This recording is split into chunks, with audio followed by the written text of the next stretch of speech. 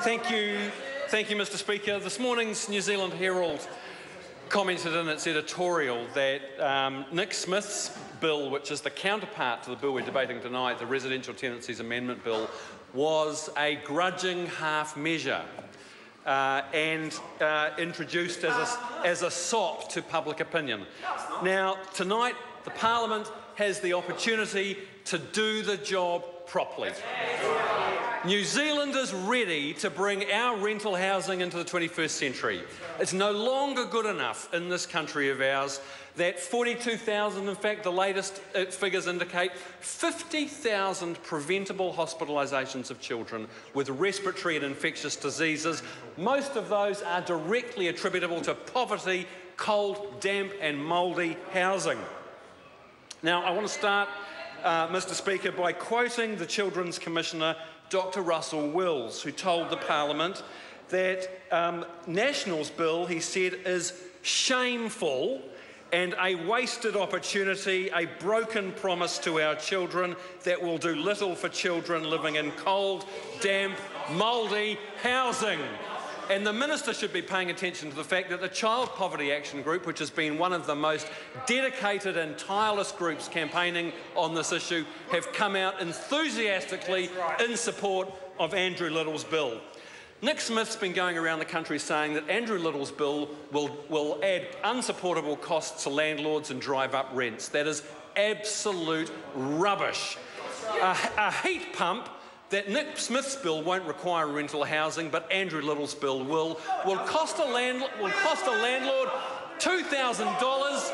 That cost will last a lifetime of, let's say, 15 years for an asset that will generate hundreds of thousands of dollars of revenue for that landlord. That's right. But more importantly, Dr. Smith, for that small investment, it will save lives and prevent unnecessary hospitalisations. And that Minister knows, when we're talking about cost-benefit analysis, that $1 invested in retrofitting rental property will save the taxpayer $6 in public health expenditure.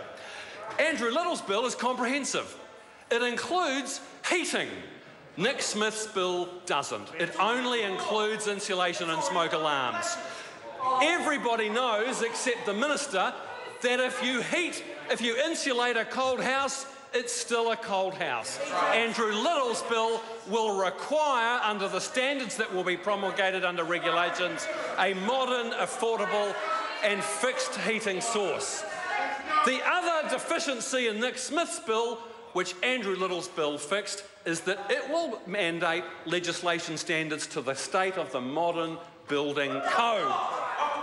Nick Smith's bill will allow houses that are retrofitted, that are already insulated to the 1978 standard, which is this standard. Nick Smith's bill will allow hundreds of... Member will resume his seat. Nick Smith will stand, withdraw and apologise. I stand, withdraw and apologise.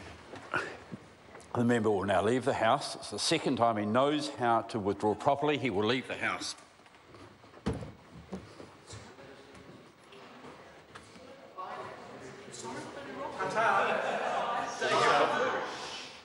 The member knows he makes no further comment, and he did. Well, if Dr. Smith, just come back. If it was a genuine mistake on your part, and you give me that assurance, the member may stay. Phil Twyford. Andrew Little's bill is comprehensive. It does not include the giant loophole that Nick Smith's bill does. Andrew Little's bill will require modern insulation standards set to the 2002 standard in the building code. Nick Smith's bill, it will allow houses that are insulated to the old 1978 standard to continue with this standard and not have to be upgraded to this standard. That's why Andrew Little's bill is a better bill. Nick Smith says that his bill will be implemented faster than Andrew Little's bill. That is rubbish. Andrew Little's bill has a 12-month grace period for landlords, but it requires, when every tenancy turns over, it requires the landlord to sign up to the new standards and guarantee that it meets the standards in his bill. Nick Smith's bill will allow landlords to phase in over a 5-year period, because it's a 4-year grace period. Nick Smith allows a 4-year grace period. So he's quite wrong when he says that his bill will be implemented faster.